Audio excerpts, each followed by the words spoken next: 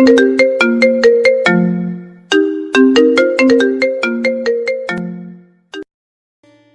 এসব না করলে হয় না? বিয়ে করেছি তো করার জন্য। কিন্তু কোনো কিন্তু না, শুয়ে পড়ো। বাসর রাতে স্বামী গায়েব। মেয়েদের শারীরিক সুখ পায় স্বামীর কাছে। তারা স্বামীর থেকে সব সুখ আশা করে। স্বামীর আদর, স্বামীর স্পর্শ, স্বামীর শ্বাস তাদের সুখ। মিম নামের মেয়েটির এই অবধি 16টা বিয়ে ভেঙে গেছে। বিয়ের আগের দিনই হবু স্বামী মারা যায়। এভাবে অনেক ঝামেলার পর অবশেষে তার বিয়ে হয় রিয়াজ নামের এক ছেলের সাথে। কিন্তু অদ্ভুত ব্যাপার হচ্ছে, বাসর রাতেই রিয়াজ গায়েব। তোলপাড় শুরু হয়ে যায় পুরো বাড়ি জুড়ে। এতদিন বিয়ে হতে হতে ভেঙে গেছে, আর আজ হয়েও বাসর রাতে স্বামী গায়েব। মিম কান্নায় ভেঙে পড়েছে। স্বামীর বাড়িতে এসে বাসর রাতে স্বামীর গায়েবের কথা শুনে কোনো মেয়ে ভালো থাকতে পারে না।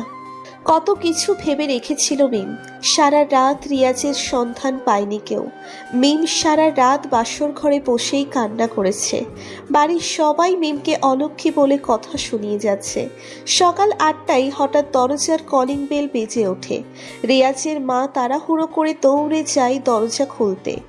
দরজা খুলেই রিয়াজের মা দেখে রিয়াজ দাঁড়িয়ে আছে দরজায়। সারা শরীর ক্ষতবিক্ষত, মুখে রক্ত লেগে লাল হয়ে আছে। পায়ের মধ্যে জুতাও নেই। সাদা শার্টে রক্ত, প্যান্টে রক্ত, হেঁটে আসায় রাস্তায়ও রক্ত লেগে আছে। রিয়াজের মা রিয়াজকে দেখে সেখানেই জ্ঞান হারায়। রিয়াজ দুর্বল শরীর নিয়ে ধীরে ধীরে বাসার ভিতর প্রবেশ করে। বাসার সবাই রিয়াজের এমন হাল দেখে প্রায় নাচেহাল হয়ে যায়। মনে হচ্ছে শরীরে এমন কোনো জায়গা নেই যাতে ক্ষত নেই। ক্ষত এর চিহ্ন চিহ্নিত করাও মুশকিল, কারণ কয়টা ক্ষত তার কোনো ইয়াত্তা নেই। বাসার সবাই রিয়াজের দিকে অপলক দৃষ্টিতে তাকিয়ে আছে, যেন এক পলকেই সবাই বশ হয়ে গেছে কারো। মিম উপর তলা থেকে উপলব্ধি করলো নিচে সনসন হয়ে গেছে। নিচে শুনশান হয়ে গেছে। হঠাৎ সবার হইচই অফ হয়ে যাবার কারণ জানতেই রুম থেকে বের হয়ে আসে। এসে দেখে রিয়াজের এই অবস্থা। মিম উপরতলা থেকে দৌড়ে নিচে নেমে আসে। এসে রিয়াজের হাত তার কাঁধে নেয়, যেন রিয়াজের সাথে তার অনেক বছরের সম্পর্ক। সবাই থ হয়ে গেছে। একদিকে রিয়াজের অবস্থা দেখে হয়েছে, অন্যদিকে মিমের কাণ্ড দেখে আরও অবাক হচ্ছে। মিম এত প্যারেশান কেন, তারও উত্তর নেই কারো কাছে। মিম রিয়াজের এক হাত তার কাঁধে নিয়ে রুমের দিকে নিয়ে আসে, আর এক হাত দিয়ে ডাক্তারকে কল দিয়ে আসতে বলে। রিয়াজকে খাটে শুইয়ে দিয়ে মিম পানি আর জলপট্টি এনে রিয়াজের হাত পা পরিষ্কার করে যাচ্ছে। বাড়ির সবাই এতক্ষণে রিয়াজের রুমে এসে কাণ্ড দেখে যাচ্ছে। অন্যদিকে রিয়াজের আম্মুকে রিয়াজের ছোট বোন জাকিয়ে তুলে মুখে পানি মেরে। এতক্ষণে ডাক্তারও বাসায় হাজির। ডাক্তার এসে রিয়াজকে স্যালাইন আর কিছু ট্রিটমেন্ট করে চলে যায়।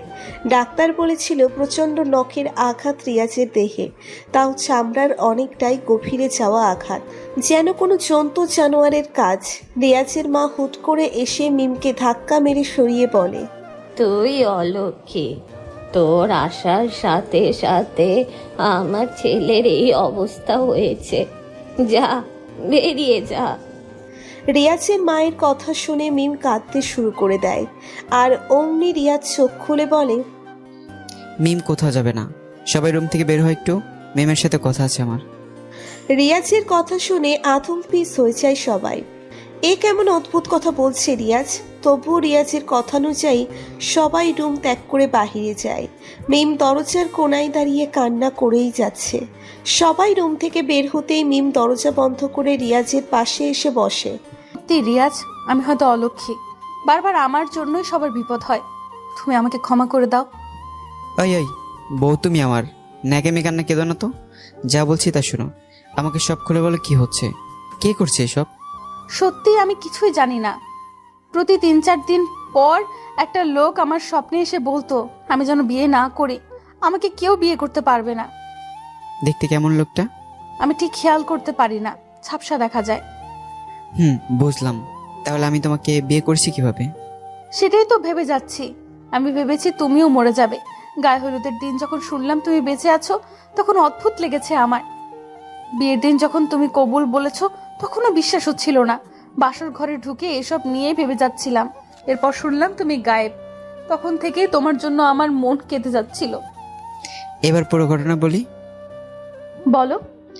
হলো দিদিন, আমি এমনি এমনি ছিলাম না, সেদিন অনেক বিপদ গেছে। বিয়ের দিন অনেক সমস্যার মুখোমুখি হয়েছি আমি, কিন্তু সামলে নিতেও পেরেছি। আর বাসরাতে ঘটেছে আসল ঘটনা। কি ঘটনা? আমার বন্ধু রনিকে চেনো? হ্যাঁ, বিয়ের দিন নিচে ছিল খুব। রনি সহ এই ব্যাপারে ছাদে কথা বলছিলাম। হঠাৎ একটা তারার মতো কিছু উড়ে এসে রনিকে নিয়ে যায়। আমি ঠিক বুঝে ওঠার আগে আরেকটা তারার মতো কিছু এসে আমাকেও নিয়ে যায়। তারপর আমার কিছু মনে ছিল না। অনেকক্ষণ পর চোখ মেলে দেখি আমি একটা জঙ্গলে আছি। আমার সামনে রনিও পড়ে আছে। চারপাশ অন্ধকার ছিল, চাঁদের আলোয় শুধু গাছ আর গাছের ছায়া চোখে পড়ছে। আর একটু চোখ বুলিয়ে দেখি আমার সামনে একটা ভাঙ্গা ঘর, সম্ভবত কাঠের ভাঙ্গা ঘর ছিল। আমি দড়িকে রনিকে জাগিয়ে তুলি, আর অমনি জঙ্গলের চারপাশ থেকে, গাছ থেকে, সেই ভাঙ্গা ঘরের ভিতর থেকে একটা বাঘ বেরিয়ে আসে। আল্লাহ, কি বলেন? তারপর? সবাই এসে আমাদের উপর ঝাঁপিয়ে পড়ে। আমি ঝাঁপিয়ে পড়ি রনির উপর, কারণ আমি তো জানি এদের আঘাত আমাকে ক্ষত করবে। তাই রনিকে রক্ষা করলাম। ওর গায়ে ঝাঁপিয়ে পড়ায় বাঘগুলো আমাকে আঁচড় কাটতে থাকে। এরপর আর কিছুই মনে নেই। চোখ মেলে দেখি আমি বাগানে পড়ে আছি। আমার নিচে রনি এখনো শুয়ে আছে। শরীর আমার ক্ষত আর ব্যথা। পরে রনিকে জাগিয়ে তুলে একটা তাবিজের জন্য পাঠিয়েছি, আর আমি বাসায় এলাম। এত কিছু হয়ে গেল? হ্যাঁ, কিন্তু কে করেছে এগুলো তা সঠিক জানলাম না। খুব শীঘ্রই জেনে যাব। কিভাবে? তাবিজ জানার পর। কিসের তাবিজ? তা তুমি পরে জানতে পারবে। এখন কাছে এসে একটা কিস দাও, মন জোড়াই। মিম রিয়াজের দুই গালে হাত রেখে ঠোঁট বরাবর ওর ঠোঁট এগিয়ে নিতেই টেবিল থেকে ফুলদানিটা পড়ে গেল।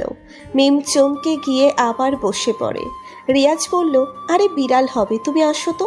রিয়াজের কথা শুনে মিম আবার এগিয়ে আসে রিয়াজের দিকে। ঠোঁটে ঠোঁট লাগাতেই জানালা থেকে কেউ চিৎকার দিয়ে বলল, মৃত্যুর দিকে পা বাড়াস না, শেষ হয়ে যাবি। আওয়াজটা শুনেই রিয়াজ ঘাবড়ে গিয়ে মিমকে ছেড়ে দেয়। মিম নিজেও ভয় পেয়ে আছে।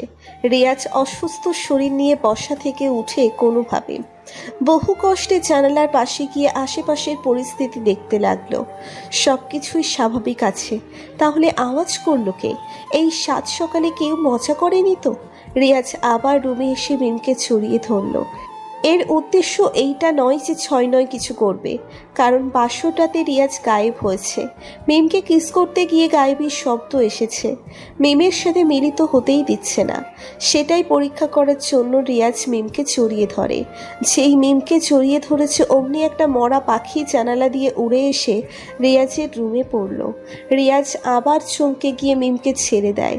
এবার রিয়াজ শিওর যে কিছু একটা অবশ্য আছে, যেটা রিয়াজকে মিমের থেকে দূরে রাখতে চাইছে। রিয়াজ মিমকে ছেড়ে পাখিটি তুলে দেখল। এইটা একটি মরা কাক। পাখিটির ঘাড়ে কেউ কামড় দিয়ে গলা ছিদ্র করে ফেলেছে। এরপর যেন জেদ করে কেউ পাখিটির রুমে নিক্ষেপ করেছে। রিয়াজ ঘটনা পুরো আঁচ করতে পারলেও এর পিছনে কে আছে তা জানে না, কিন্তু তা তো জানতেই হবে।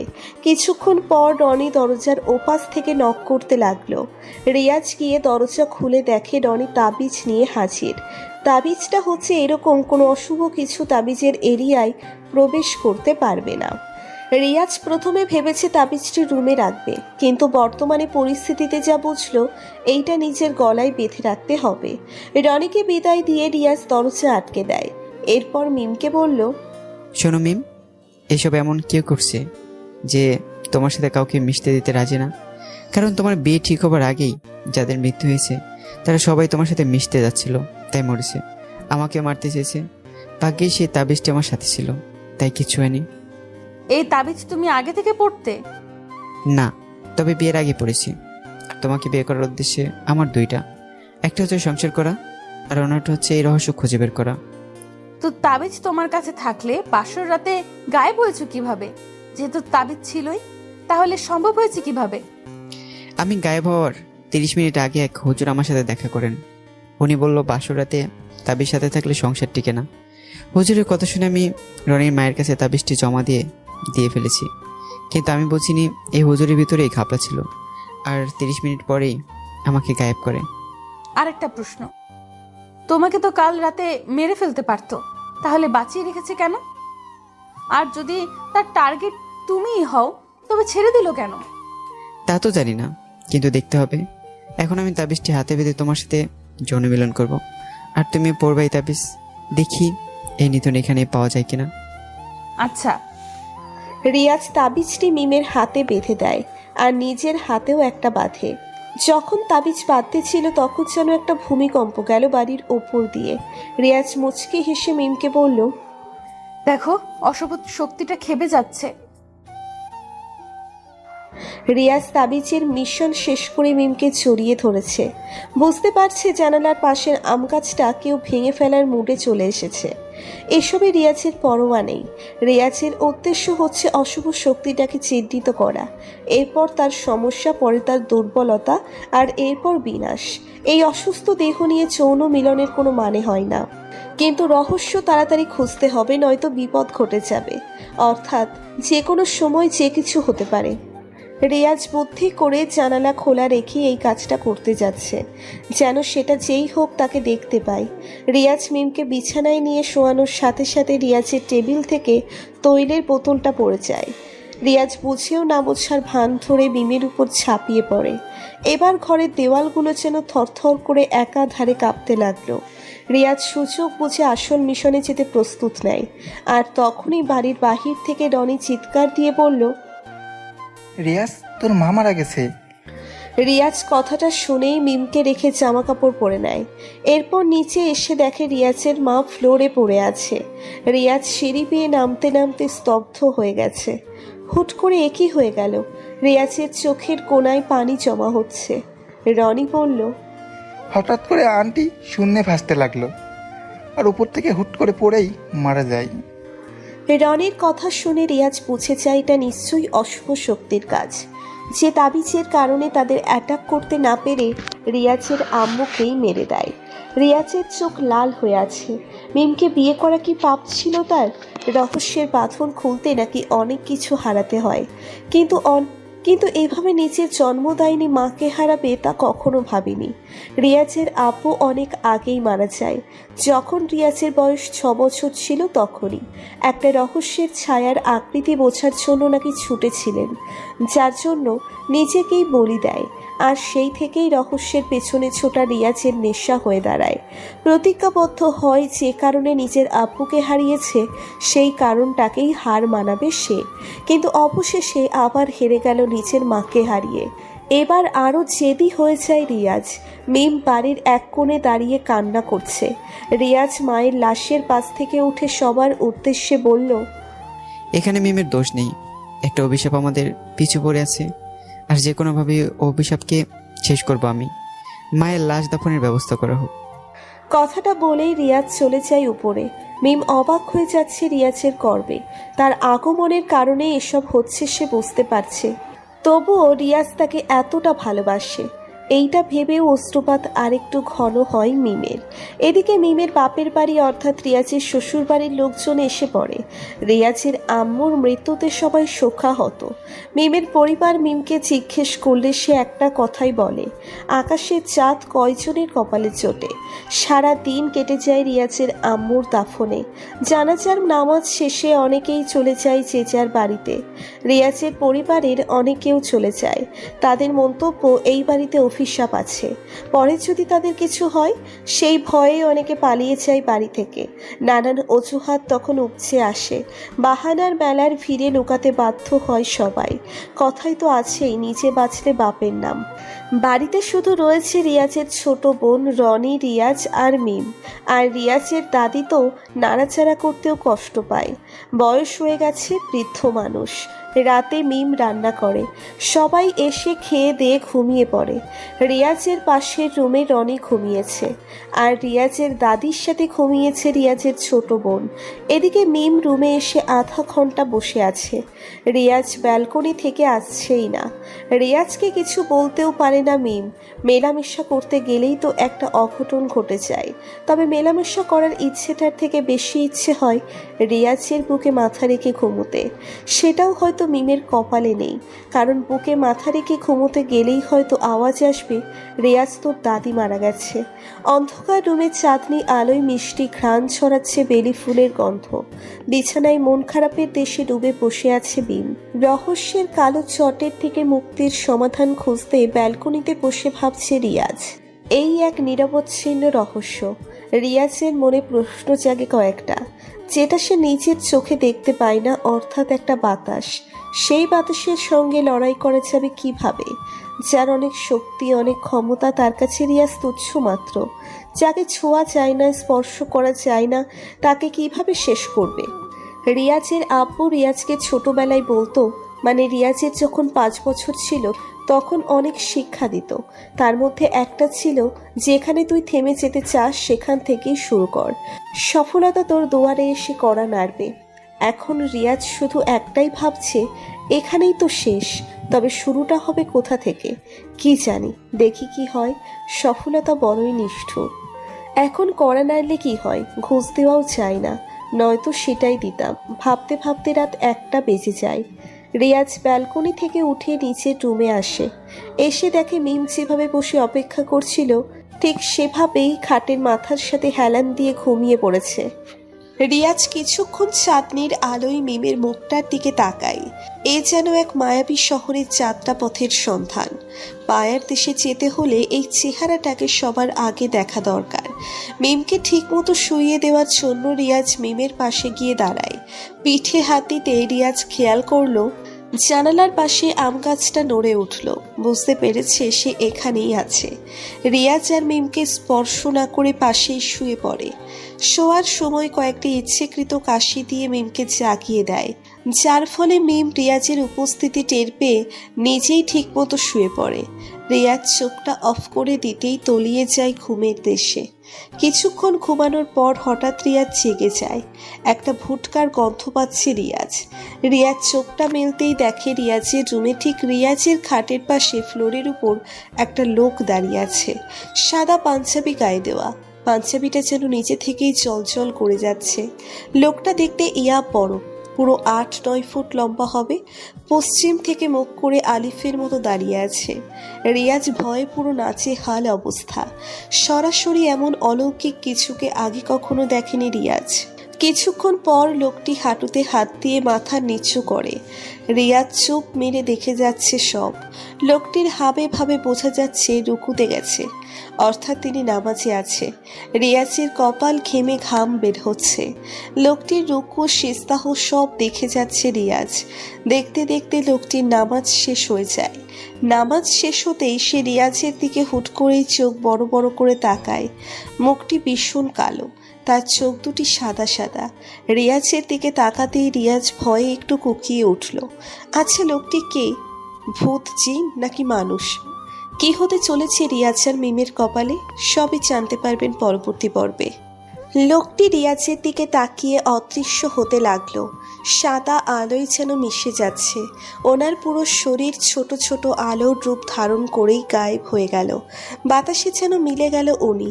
রিয়াজ অপলক দৃষ্টিতে তাকিয়েই আছে। এইটা কি ছিল? কোনো জিন? সম্ভবত সেটাই হবে, কারণ সাদা পাঞ্জাবি পরিহিত লোক নামাজে ছিল, তাও কিছুক্ষণ পর গায়েব হয়ে গেল। নিজের চোখে না দেখলে যে কেউ বিশ্বাস করে না, তারই একটা ইঙ্গিত। রিয়াজ ধীরে ধীরে মিমকে ডাকতে লাগলো। মিম ঘুমের মাঝে তলিয়ে গেছে, কোনো হুঁশ নেই। রিয়াজ পিছু ফিরে মিমকে ডাকতে গিয়েই দেখলো মিমের ওপাশে, অর্থাৎ খাটের পাশে সেই লোকটি দাঁড়িয়ে আছে। রিয়াজ লোকটিকে দেখেই ভয়ে আবার উল্টো দিকে মুখ ফিরিয়ে ফেলে।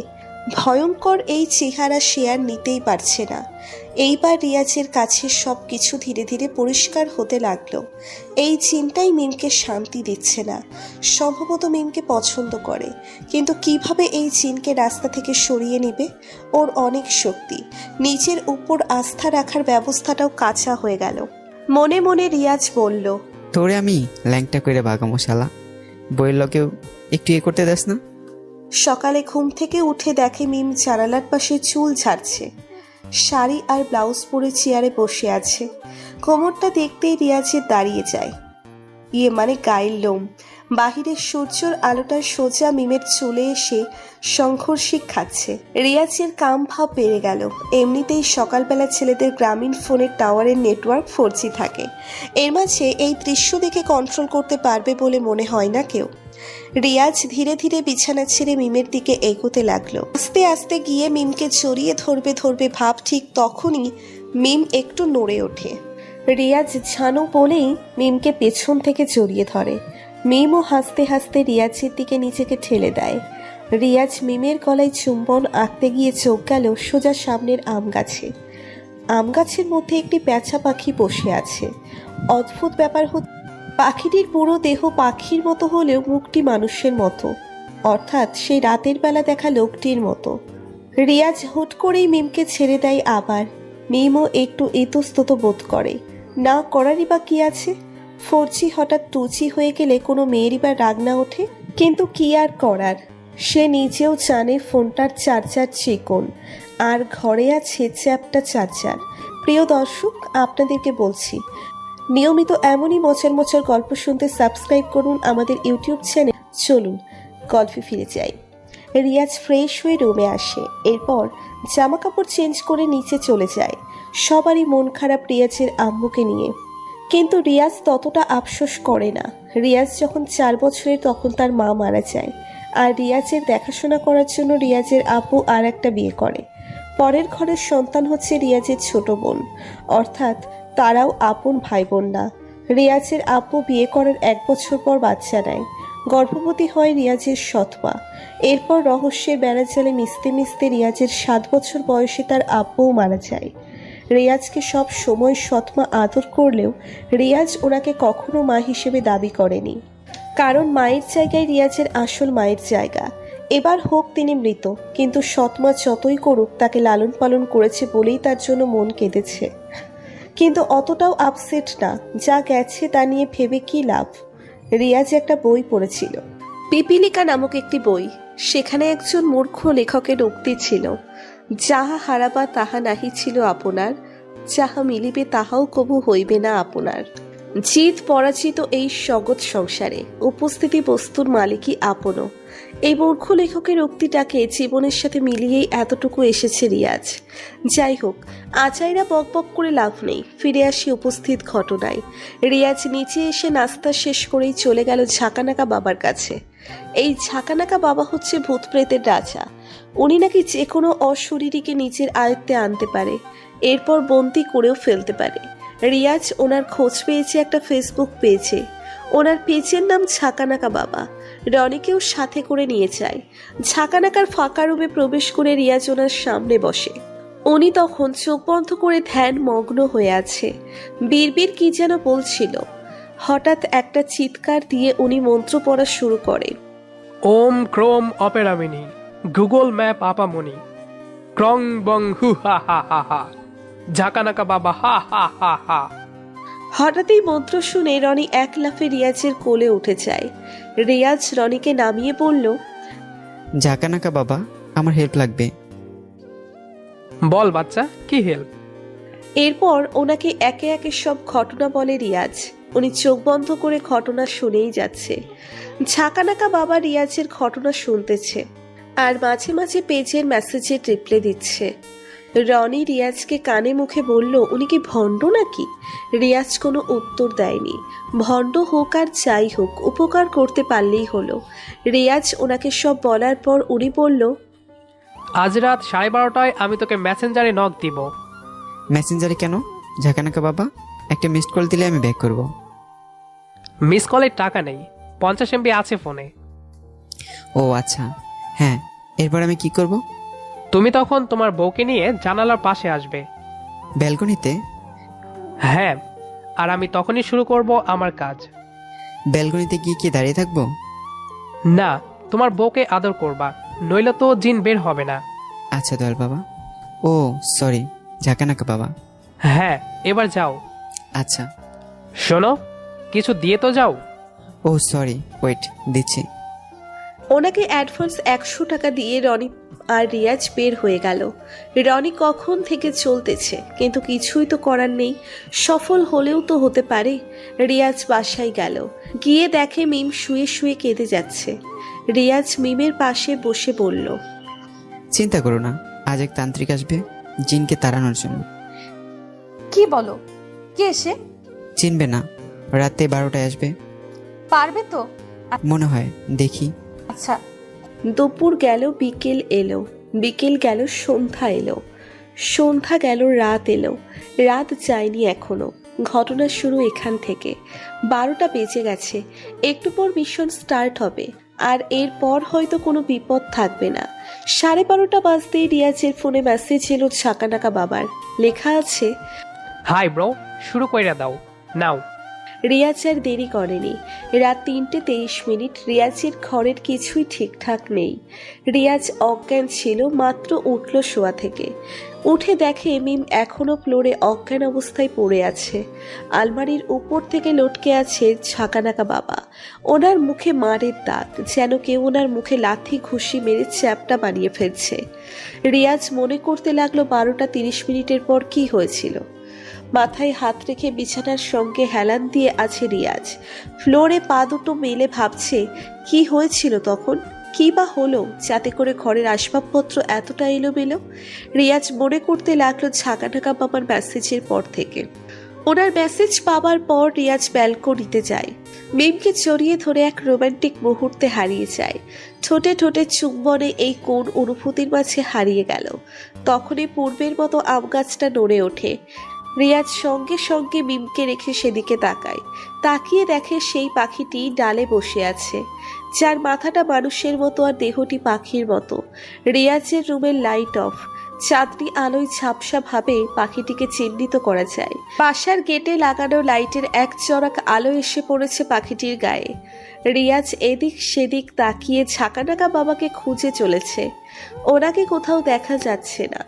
ভণ্ড ভেবে রিয়াজ কিছুটা ভয়ও পায় বটে, কিন্তু সেই ভয় কাটিয়ে হঠাৎ ঝাঁকানাকা বাবার আগমন ঘটে। উনি আম গাছের উপরেই ছিল। পাখিটি যে ডালে ছিল ঠিক তার উপরের ডালেই লুকিয়ে ছিল ঝাঁকানাকা বাবা। উনি মন্ত্র শুরু করে, আকালে ঝাঁকালে ফু ফা ফো, সর্বছাড়া ঝাঁকানাকা বাবার ঘরে নাই বউ, সিটখানি তো চক্ষু গভীর, অতলে হারিয়ে খা, আমার মন্ত্র পড়বে গিয়ে, যা সোনাটা বাড়ি যা। ঝাঁকানাকা বাবা এই মন্ত্রটা পড়েই উপরের ডাল থেকে চিনের গায়ে ছাপ দেয়, আর তখনই চিনটা পাখি থেকে মানুষের রূপ ধারণ করে। ঝাঁকানাকা বাবাকে এক থাপ্পড়ে রিয়াজের জানালা ভেঙে রুমে ঢুকিয়ে দেয়। ঝাঁকানাকা বাবার এই করুণ হাল দেখে রিয়াজ আর মিম ব্যালকনি ছেড়ে রুমে চলে আসে। এসে দেখে ঝাঁকানাকা বাবা বিছানায় লম্বা হয়ে শুয়ে আছে, সম্ভবত অজ্ঞান হয়ে গেছে। রিয়াজ ঝাঁকানাকা বাবাকে ডাকতে গিয়ে দেখে বিছানার সামনে হঠাৎ সেই জিন হাজির হয়, কেমন যেন অদৃশ্য থেকে দৃশ্যমান হয়ে যায়। রিয়াজ ওনাকে দেখে আর না এগিয়ে ফ্লোরে পড়ে যায়। লম্বাতে লোকটি প্রায় 9 ফুট, পুরো রুমের সিলিং ওনার মাথায় স্পর্শ হচ্ছে। রিয়াজ হাত পা ছিটকিয়ে পিছনে আসার চেষ্টা করে, কিন্তু তার আগেই সেই জিন তার হাত লম্বা করে রিয়াজের গলা টিপে ধরে। রিয়াজ জিনের হাতটি ধরে ছুটতে চেষ্টা করছিল, আর তখনই অনুভব করলো ওনার হাতটি অনেক ঠান্ডা, একেবারে যেন ফ্রিজ থেকে মাত্র হাতটি এনেছে। বরফ হয়ে যাচ্ছে রিয়াজ। জিনটি এবার অন্য হাত দিয়ে মিমকে এক চড় মারে, সঙ্গে সঙ্গে মিম সেখানেই অজ্ঞান হয়ে পড়ে যায়। রিয়াজের হয়ে যায় মেজাজ গরম। তখনই রিয়াজ চোখ মুখ লাল করে জিনের দিকে তাকিয়ে বহু কষ্টে বলল, শয়তান, কে তুই? অন্যের স্ত্রীকে হাত তুলতে তোর বিবেকে বাঁধে না? রিয়াজের এই কথা শুনে চিনটি রিয়াজকে ছুঁড়ে মারে দেওয়ালে। রিয়াজ উড়ে গিয়ে উপচে পড়ে দেওয়ালে, আর তারপর ফ্লোরে। ফ্লোরে রিয়াজ শুয়ে আছে, অনেক ব্যথা পেয়েছে, বহু কষ্টেও উঠতে সক্ষম হচ্ছে না। এরপর চিনটি রিয়াজকে বলল, জানতে চাস তুই কেন আমি মিমকে ছাড়ছি না? তবে শোন, আজ থেকে আরো 15 বছর আগের কথা। তখন মিমের বয়স ছিল মাত্র 4 বছর। আমি থাকতাম একটা নারিকেল গাছে। নামাজ পড়ার জন্য সবসময় একটা নির্দিষ্ট জায়গায় যেতাম আমি, যেটা মানুষরা নিজের হাতে বানিয়েছে। একটা মাদ্রাসা ঘর ছিল। একদিন সন্ধ্যায় আমি নামাজ পড়তে সেখানে যাই, আর গিয়ে দেখি ওখানে কয়েকজন লোক মাদ্রাসা ভেঙে দিচ্ছে। আমি কিছু করতে পারি না, কারণ ওটা ওরাই বানিয়েছে। কিন্তু ফিরে আসার সময় আমি দেখলাম আমার পেছনে মিম দাঁড়িয়েছিল, ছোট্ট একটি মেয়ে। কি আর বুঝে, আমি মানুষের রূপ নিয়ে দাঁড়িয়েছিলাম। তখন মিম আমাকে বলল, হুজুর, আপনার মাদ্রাসার ছাত্রদের সাথে এই ছেলেগুলোর ঝগড়া হয়েছে, তাই ওরা মাদ্রাসা ভেঙে দিচ্ছে চুরি করে। মিমের কথাটা শুনেই আমার ভালো লেগে যায় তাকে। এতটুকু একটা মেয়ে এত বড় দায়িত্ব কিভাবে নিতে পারে।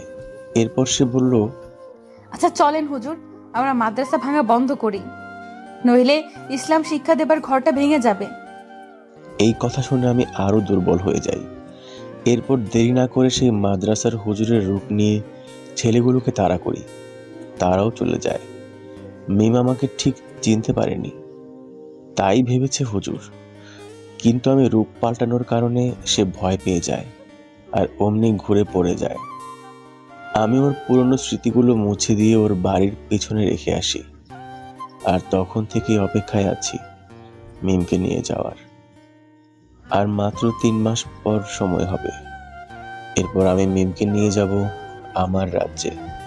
জিন কথাগুলো বলেই হাসতে লাগলো জোরে জোরে। পৈশাচিক হাসিটাও মনে হয় সুন্দর এই জিনের হাসির থেকে। ঠিক সেই মুহূর্তে রিয়াজও হাসতে লাগলো জোরে জোরে। জিন এবার থেমে যায়। রিয়াজ কেন হাসছে তা নিয়ে চিন্তায় পড়ে গেল। জিন রিয়াজকে বলে, তুই হাসিস কেন? তুই শালা একটা মফিস। মানে? ছোট্ট একটা মেয়ে কিনা বলছে, আর তুই ওর প্রেমে পড়ে গেছিস? ওই, তুই কি জেনে দেশের পাবনা নামক এলাকায় থাকিস নাকি? আমাদের রাজ্যে পাবনা নামক কিছু নেই। তাহলে নিশ্চয়ই পৃথিবীর পাবনায় থাকতিস। রিয়াজ কথাগুলো ইচ্ছে করেই বলে যাচ্ছে, কারণ চাকানাকা বাবা অজ্ঞান থেকে হুঁশে এসেছে। বিছানা ছেড়ে চাকানাকা বাবা একটা তাবিজ হাতে নেয় আর চুপি চুপি জিনের পিছনে আসে। জিন প্রথমে কিছু না জানলেও পরে টের পেয়ে যায়, আর অমনি বসা থেকে উঠে ঝাঁকানাকা বাবাকে আরেক থাপ্পড় দেয়। ঝাঁকানাকা বাবা উড়ে গিয়ে টেবিলে পড়ে, ভেঙে যায় টেবিল। আবার ধরে নিক্ষেপ করে ড্রেসিং টেবিলের দিকে। আয়না সহ ভেঙে ছাকানাকা বাবা হাবা হয়ে গেছে। এরপর জিন ছাকানাকা বাবাকে ধরে আলমারির উপরে মারে। আলমারির উপরের কাঠের সঙ্গে ছাকানাকা বাবার পা আটকে যায় আর ঝুলে যায় আলমারিতে। ছাকানাকা বাবা অজ্ঞান হওয়ার আগে রিয়াজকে বলল, আজকে ভাত কম খাইছি, নইলে দেখাইতাম। বলেই অজ্ঞান হয়ে গেল। রিয়াজ এবার নিজেই মফিস হয়ে গেল। এই কেমন বাবা? চিন্তায় রাগে রিয়াজের দিকে এগিয়ে আসতেই পেছন থেকে মিম বলল, রিয়াজকে স্পর্শ করলেই আমি নিজেকে নিজে হত্যা করে ফেলবো। কথাটা মিম জিনের উদ্দেশ্যে বলে। জিনটা দেখে মিমের হাতে ভাঙা আয়না, অর্থাৎ ড্রেসিং টেবিলের ভাঙা আয়না। নিজের গলায় নিজেই ধরে আছে। ভয়ে জিনটা বলল, না মিম, এটা করো না, কখনো না। তাহলে তুই আমার লাইফ থেকে চলে যা, আমি তোকে চাই না। আমি তোমাকে আমার বউ করতে চাই মিম। আমি এখন অন্যের বউ, রিয়াজ আমার বিবাহিত স্বামী। যদি আমি রিয়াজকে না পাই তবে আমাকে কেউ পাবে না, আমি নিজেই মরে যাব। আচ্ছা আচ্ছা, আমি তাকে মারবো না। তুই আজ থেকে আমার জীবন থেকে সরে যা, আর কোনো দিনও আমাকে সমস্যায় ফেলবি না। ঠিক আছে ঠিক আছে, যাচ্ছি, আর কখনো আসবো না আমি। তুমি সুখে থেকো। হ্যাঁ, তুই গেলেই আমি সুখী হব, তার আগে না। ঠিক আছে, যাচ্ছি। এই বলেই চিমটি বাতাসের গতিতে উড়ে চলে যায়, যেন কোনো বিজলি চমকে উঠেছিল। পুরো রুমটা একবার কেঁপে উঠেছে, আর ওর গতি এতই বেশি ছিল যে যার ফলে রুমে একটা বাতাস সৃষ্টি হয়, আর সব কিছু এদিক সেদিক উপচে পড়ে। সাথে মিম আর রিয়াজও।